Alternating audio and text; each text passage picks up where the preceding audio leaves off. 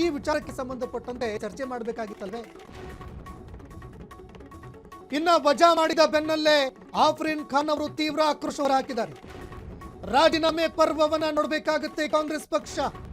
ಸೇತುವೆ ದಾಟೋವರೆಗೂ ನಾವು, ಆದರೆ ಸೇತುವೆ ದಾಟಿದ ಮೇಲೆ ನಮ್ಮನ್ನ ಬಲಿ ಕೊಡಲಾಗ್ತಾ ಇದೆಯಾ? ನಾವು ಬಲಿ ಆಗಬೇಕಾ, ನಮ್ಮ ಸಾವಾಗಬೇಕಾ ಅಂತ ರೆಬೆಲ್ ನಾಯಕಿ ಈಗ ಪ್ರಶ್ನೆ ಮಾಡಿದ್ದಾರೆ. ನನ್ನನ್ನ ವಜಾ ಮಾಡೋದಕ್ಕಿಂತ ಮುಂಚೆನೆ ನಾನು ರಾಜೀನಾಮೆ ಬಿಸಾಕಿದೆ, ಇಟ್ಕೊಳ್ಳಿ ನಿಮ್ಮ ಸ್ಥಾನಮಾನವನ್ನ ಅಂತ ರಾಜೀನಾಮೆಯನ್ನ ಇವರ ಮುಖಕ್ಕೆ ನಾನು ಬಿಸಾಕಿದೆ. ನನ್ನನ್ನ ವಜಾ ಮಾಡೋದಕ್ಕಿಂತ ಮುಂಚೆ ನಾನು ರಿಸೈನ್ ಮಾಡಿದ್ದೆ. ಸಮುದಾಯಕ್ಕೆ ಬೆಲೆ ಇಲ್ಲದ ಜಾಗದಲ್ಲಿ ನನಗೇನ್ರಿ ಕೆಲಸ ಅಂತ ಈಗ ಆಫ್ರಿನ್ ಖಾನ್ ಅವರು ತೀವ್ರವಾಗಿ ಸಿಡಿಮಿಡಿಗೊಂಡಿದ್ದಾರೆ. ಐ ಡೋಂಟ್ ಕೇರ್ ಅಂತ ನಾನು ಅಲ್ಲಿಂದ ಹೊರಗಡೆ ಬಂದೆ ಅಂತ ಆಫ್ರಿನ್ ಖಾನ್ ಅವರು ಹೇಳಿದ್ದಾರೆ. ನಮ್ಮ ಸಮುದಾಯಕ್ಕೆ ಎಲ್ಲಿ ಬೆಲೆ ಇಲ್ಲ ಅಲ್ಲಿ ನಾನು ಯಾಕಿರ್ಬೇಕಂತ ಅವರು ಆಕ್ರೋಶ ಹೊರ ಹಾಕಿದ್ದಾರೆ. ಇದು ಸಹಜ ಅಲ್ವೇ? ಸಹಜವಾಗಿ ಈ ವಿಚಾರ ಬಂದೇ ಬರುತ್ತೆ. ಈ ಬಗ್ಗೆ ಆಫ್ರಿನ್ ಖಾನ್ ಅವರು ಮಾತನಾಡಿದ್ದಾರೆ. ಮುಂದಿನ ರಾಜಕೀಯ ದಿಕ್ಕು ದೇಶಗಳ ಬಗ್ಗೆ ಕೆಲವು ವಿಚಾರಗಳನ್ನು ಬಿಚ್ಚಿಟ್ಟಿದ್ದಾರೆ. ಏನ್ ಹೇಳಿದ್ದಾರೆ ಕೇಳಿ.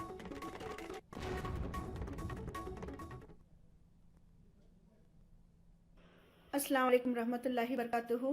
ಎಲ್ಲರಿಗೂ ನನ್ನ ನಮಸ್ಕಾರ. ಇವತ್ತು ವಿಡಿಯೋ ಮಾಡೋ ಉದ್ದೇಶ ಏನಂತ ಹೇಳಿದ್ರೆ, ಮಧ್ಯಾಹ್ನ ಇವತ್ತು ನನಗೊಂದು ಲೆಟರ್ ಸಿಗುತ್ತೆ, ನಿಮಗೆ ಕಾಂಗ್ರೆಸ್ ಪಕ್ಷದಿಂದ, ಯೂತ್ ಕಾಂಗ್ರೆಸ್ ಪಕ್ಷದಿಂದ ನಿಮ್ಮ ಹುದ್ದೆಯಿಂದ ನಿಮಗೆ ಉಚ್ಚಾಟನೆ ಮಾಡಲಾಗಿದೆ ಅಂತ. ಆದರೆ ಉಚ್ಚಾಟನೆ ಯಾಕೆ ಮಾಡೋದಂದ್ರೆ, ಯಾರು ಹುದ್ದೆಯಲ್ಲಿ ಇರ್ತಾರೋ ಅವ್ರಿಗೆ. ನೆನಪಿದೆಯೋ ಇಲ್ಲೋ ಗೊತ್ತಿಲ್ಲ, 4ನೇ ತಾರೀಕು ನಾನು ಆಲ್ರೆಡಿ ಪೋಸ್ಟ್ ಹಾಕಿದ್ದೀನಿ, ನಾನು ರಿಸೈನ್ ಮಾಡಿದ್ದೀನಿ, I am not part of Congress party ಅಂತ. ಅದಕ್ಕೆ ಸಂಬಂಧಪಟ್ಟಂತೆ ಏಪ್ರಿಲ್ 5ನೇ ತಾರೀಕು ಸಾಯಂಕಾಲ 7 ಗಂಟೆಗೆ ಒಂದು ವಿಡಿಯೋ ಮುಖಾಂತರನು ನಾನು ಜನರ ಹತ್ರ ಹೇಳಿದ್ದೀನಿ, ನಾನು ಪಕ್ಷ ಬಿಟ್ಟಿದ್ದೀನಿ, ಪಕ್ಷದಲ್ಲಿ ಇಲ್ಲ, ನನಗೆ ಪಕ್ಷದಲ್ಲಿ ಈ ತರ ಎಲ್ಲ ಡಿಮ್ಯಾಂಡ್ಗಳು ಇಕ್ತವ್ರೆ ಅಂತ. ಅದಾಗಿದ್ಮೇಲೇನು ಉಚ್ಚಾಟನೆ ಮಾಡಿದ್ದೀನಿ ಅಂದ್ರೆ. ಅಸ್ಸಲಾಂ ವಲೈಕುಂ ರಹಮತುಲ್ಲಾಹಿ ಬರ್ಕಾತುಹು. ಎಲ್ಲರಿಗೂ ನನ್ನ ನಮಸ್ಕಾರ. ಇವತ್ತು ವಿಡಿಯೋ ಮಾಡೋ ಉದ್ದೇಶ ಏನಂತ ಹೇಳಿದ್ರೆ, ಮಧ್ಯಾಹ್ನ ಇವತ್ತು ನನಗೊಂದು ಲೆಟರ್ ಸಿಗುತ್ತೆ, ನಿಮಗೆ ಕಾಂಗ್ರೆಸ್ ಪಕ್ಷದಿಂದ, ಯೂತ್ ಕಾಂಗ್ರೆಸ್ ಪಕ್ಷದಿಂದ ನಿಮ್ಮ ಹುದ್ದೆಯಿಂದ ನಿಮಗೆ ಉಚ್ಚಾಟನೆ ಮಾಡಲಾಗಿದೆ ಅಂತ. ಆದರೆ ಉಚ್ಚಾಟನೆ ಯಾರಿಗೆ ಮಾಡೋದಂದ್ರೆ, ಯಾರು ಹುದ್ದೆಯಲ್ಲಿ ಇರ್ತಾರೋ ಅವ್ರಿಗೆ. ನೆನಪಿದೆಯೋ ಇಲ್ಲೋ ಗೊತ್ತಿಲ್ಲ, 4ನೇ ತಾರೀಕು ನಾನು ಆಲ್ರೆಡಿ ಪೋಸ್ಟ್ ಹಾಕಿದ್ದೀನಿ, ನಾನು ರಿಸೈನ್ ಮಾಡಿದ್ದೀನಿ, I am not part of Congress party ಅಂತ. ಅದಕ್ಕೆ ಸಂಬಂಧಪಟ್ಟಂತೆ ಏಪ್ರಿಲ್ 5ನೇ ತಾರೀಕು ಸಾಯಂಕಾಲ 7 ಗಂಟೆಗೆ ಒಂದು ವಿಡಿಯೋ ಮುಖಾಂತರನು ನಾನು ಜನರ ಹತ್ರ ಹೇಳಿದ್ದೀನಿ, ನಾನು ಪಕ್ಷ ಬಿಟ್ಟಿದ್ದೀನಿ, ಪಕ್ಷದಲ್ಲಿ ಇಲ್ಲ, ನನಗೆ ಪಕ್ಷದಲ್ಲಿ ಈ ತರ ಎಲ್ಲ ಡಿಮ್ಯಾಂಡ್ಗಳು ಇಕ್ತವ್ರೆ ಅಂತ. ಅದಾಗಿದ್ಮೇಲೇನು ಉಚ್ಚಾಟ.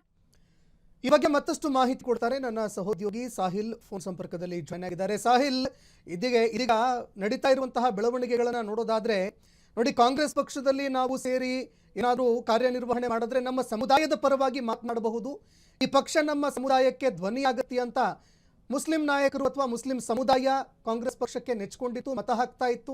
ಆದರೆ ಅದೇ ಪಕ್ಷದಲ್ಲಿ ಸಾಲು ಸಾಲು ಮೈನಾರಿಟಿ ಲೀಡರ್ಸ್ಗಳು ಯಾರಿದ್ದಾರೆ ಅವರ ಉಚ್ಚಾಟನೆ, ಅವರನ್ನ ಹುದ್ದೆಯಿಂದ ವಜಾ ಮಾಡುವಂಥದ್ದು, ಇದೆಲ್ಲವನ್ನ ನೋಡಿದಾಗ ಎಲ್ಲೋ ಒಂದು ಕಡೆ ಈ ಕಾಂಗ್ರೆಸ್ ಪಕ್ಷದಲ್ಲಿ ಕೇವಲ ಸೇತುವೆ ದಾಟುವವರೆಗೂ, ಆಫ್ರಿನ್ ಖಾನ್ ಅವರೇನು ಹೇಳಿದ್ದಾರೆ, ಸೇತುವೆ ದಾಟುವವರೆಗೂ ಮಾತ್ರ ನಾವು ರೀ, ಅದಾದ ನಂತರ ನಮ್ಮ ಬಲಿ ಅಂತ ಏನು ಹೇಳಿದ್ದಾರೆ, ಅದು ಸತ್ಯನಾ? ಹೇಗೆ ನೋಡೋದಿದನ? ಈ ಬಗ್ಗೆ ಮತ್ತಷ್ಟು ಮಾಹಿತಿ ಕೊಡೋದಾದ್ರೆ. ಸಂತೋಷ ವರದಿಯ ಭಾಗವಾಗಿ ಈ ಕ್ಷಣದವರೆಗೂ ಕೂಡ ಹೆಣ್ಣು ಮಗಳ ಸಂಪರ್ಕದಲ್ಲಿ ನಾನಿದ್ದೆ. ಆ ಹೆಣ್ಮಗಳು ಪದೇ ಪದೇ ಹೇಳೋ ಒಂದು ವಾಕ್ಯ ಇತ್ತು, ನಮಗೆ ಕಾಂಗ್ರೆಸ್ ಅನ್ನೋದು ಆಯ್ಕೆ ಅನಿವಾರ್ಯ ಅಲ್ಲ ಅನ್ನೋದು. ಈ ಸಾಲು ನಿಮ್ಗೂ ಕೂಡ ಅರ್ಥ ಆಗಿರ್ಬೋದು. ಕಾರಣ, ಸತ್ತ ಶವದ ಮೇಲೆ ಇನ್ನೆಷ್ಟು ಬಾರಿ ನೀವು ಚಾಕು ಪ್ರಹಾರ ಮಾಡ್ತೀರಿ? ನಾವು ಐತಿಹಾಸಿಕವಾಗಿ ಅನ್ಯಾಯಕ್ಕೊಳಗಾಗಿರುವಂತಹ ಸಮುದಾಯ, ನಮ್ಮನ್ನ ನೀವು ಬಳಸಿಕೊಳ್ತಾ ಇದ್ದೀರಿ, ನಮ್ಮನ್ನ ಸೇತುವೆ ಮಾಡ್ತಾ ಇದ್ದೀರಿ, ನಮ್ಮ ಹಸಿ ಚರ್ಮವನ್ನ ಬೆಲ್ಟ್ ಮಾಡ್ತಾ ಇದ್ದೀರಿ. ಹಿಂಗೆಲ್ಲ ಬಳಕೆ ಮಾಡಿಯೂ ಕೂಡ ನಾವೊಂದು ಬಳಸಿಕೊಳ್ಳಲ್ಪಡ್ತಾ ಇರೋ ಸಮುದಾಯ ಅನ್ನೋದು ನನಗೆ ಅರ್ಥ ಆಗ್ತಾ ಇದೆ. ಆದ್ರೆ ನನ್ನ ಕಮ್ಯುನಿಟಿಗೆ ಯಾಕೆ ಅರ್ಥ ಆಗ್ತಾ ಇಲ್ಲ ಅನ್ನೋ ಸಂಕಟ ನನಗೆ ಅರ್ಥ ಆಗ್ತಾ ಇತ್ತು ಸಂತೋಷ್. ಇನ್ನು ಎಲ್ಲೋ ಒಂದು ಕಡೆ ಕಾಂಗ್ರೆಸ್ ಹೊತ್ತಿ ಉರಿಯುತ್ತಿರುವ ಒಲೆ ಒಳಗೆ ಕೈ ಹಾಕಿದ ಅನುಭವಕ್ಕೆ ಈಗ ಬಿದ್ದಿದೆ. ನಿಮಗೆ ಗೊತ್ತಿರ್ಬೋದು, ಪ್ರಿಯಾಂಕಾ ಖರ್ಗೆರಂತಹ ಐಟಿ-ಬಿಟಿ ಸಚಿವರು ಹೇಳುತ್ತಾರೆ, ಸತೀಶ್ ಜಾರಕಿಹೊಳಿರಂತಹ ಉನ್ನತ ಮಟ್ಟದ ಇಲಾಖೆ, ಲೋಕೋಪಯೋಗಿ ಇಲಾಖೆ ಸಚಿವರು ಹೇಳ್ತಾರೆ, ಎಲ್ಲೋ ಒಂದು ಕಡೆ ಕಾಂಗ್ರೆಸ್ ಎಡವುತ್ತಾ ಇದೆ, ಒಂದು ದೊಡ್ಡ ಸಮುದಾಯದ ವಿರೋಧಕ್ಕೂ ಕೂಡ ಒಳಪಡ್ತಾ ಇದೆ. ಆದ್ರೆ ಇದು ಯಾಕೆ ಕಾಂಗ್ರೆಸ್ಸಿನ ಮಸ್ತಿಷ್ಕಕ್ಕೆ ಅರ್ಥ ಆಗ್ತಾ ಇಲ್ಲ? ಯಾವುದೋ ಒಂದು ಎಕ್ಕಶ್ಚಿತ ಶಾಸಕನ ಮಾತಲ್ಲ ಇದು. ಐಟಿ-ಬಿಟಿ ಸಚಿವರಂತಹ ಪ್ರಿಯಾಂಕಾ ಖರ್ಗೆ ಹೇಳೋದು. ನೋಡಿ, ಒಂದು ಆಕ್ಷನ್ಗೆ ಹೇಳಿದಿದೆ, ಇದೊಂದು ಸಿನಿಮಾ ರೀತಿಯ ಶೈಲಿ ಅನ್ಕೊಂಡಿದೆ ಕಾಂಗ್ರೆಸ್. ಆರಂಭದಲ್ಲಿ ನೋಡಿ ಜಬ್ಬಾರ್ ಅವರನ್ನ ರಿಸೈನ್ ಮಾಡಿಸೋ ಅಂತ ಸಾಹಿಲ್ ನಿಮ್ಮನ್ನ ಮತ್ತೆ ಸಂಪರ್ಕಿಸ್ತೇನೆ ನಾನು. ನೋಡಿ, ಈಗ ಇದೇ ವಿಚಾರಕ್ಕೆ ಸಂಬಂಧಪಟ್ಟಂತೆ ಮಾತನಾಡೋದಕ್ಕೆ ಆಫ್ರಿನ್ ಖಾನ್ ಅವರು ಫೋನ್ ಸಂಪರ್ಕದಲ್ಲಿ ಜಾಯ್ನ್ ಆಗಿದ್ದಾರೆ. ಆಫ್ರಿನ್ ಅವರೇ ನಮಸ್ಕಾರ. ನಮಸ್ಕಾರ.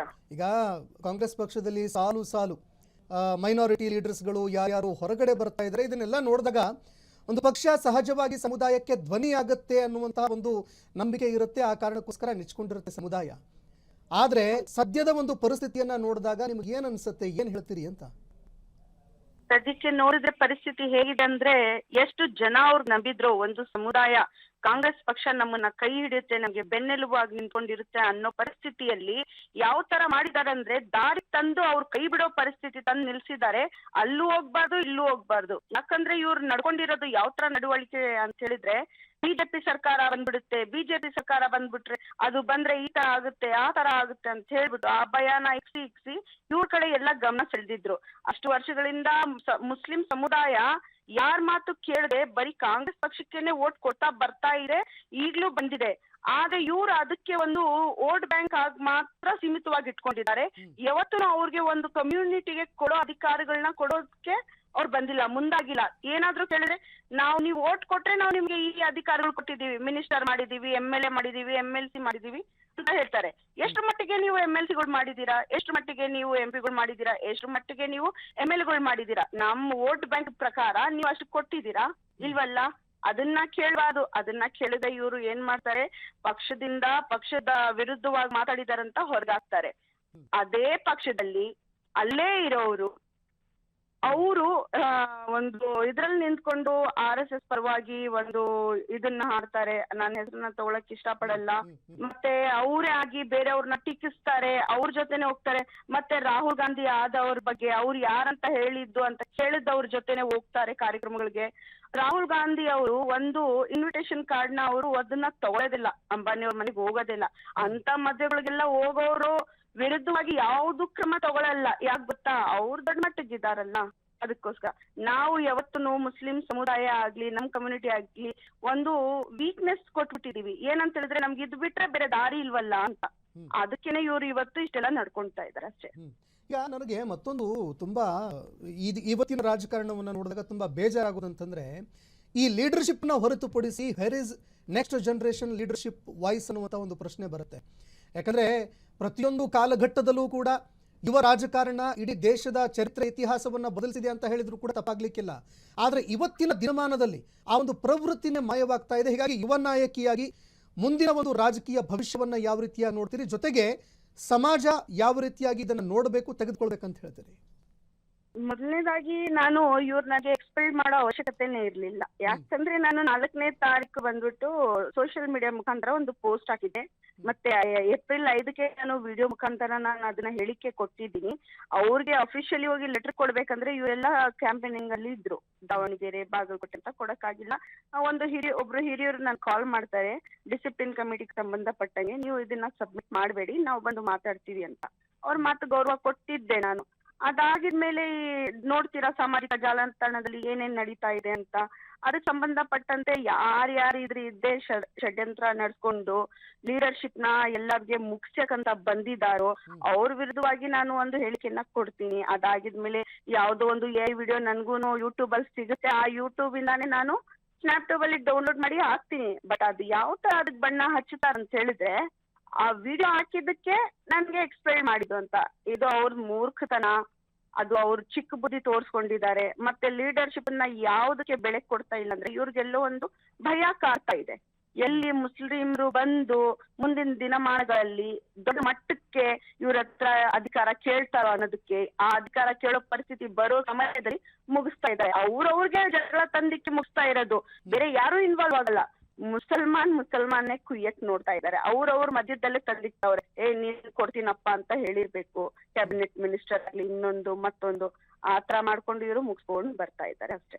ಈಗ ಆಫ್ರಿನ್ ಅವರೇ, ಈಗ ಪಕ್ಷದಲ್ಲಿ ಒಂದು ರೀತಿ ಉಸಿರುಗಟ್ಟಿಸುವ ವಾತಾವರಣ ನಿರ್ಮಾಣ ಆಗ್ತಾ ಇದೆಯಾ, ಜೊತೆಗೆ ಆ ಒಂದು ಪೊಟೆನ್ಷಿಯಲ್ ವಾಯ್ಸ್ ಏನು ಬರ್ತಾ ಇತ್ತು, ಸಮಾಜವನ್ನ ಏಕೀಕೃತಗೊಳಿಸುವಂತಹ ಒಂದು ಧ್ವನಿ, ಅದನ್ನ ಹತ್ತಿಕ್ಕುವ ಪ್ರಯತ್ನ ಏನಾದರೂ ನಡೀತಾ ಇದೆಯಾ? ಮುಂದೆ ಸಮಾಜ ಇದನ್ನ ಯಾವ ರೀತಿಯಾಗಿ ನೋಡ್ಬೇಕು?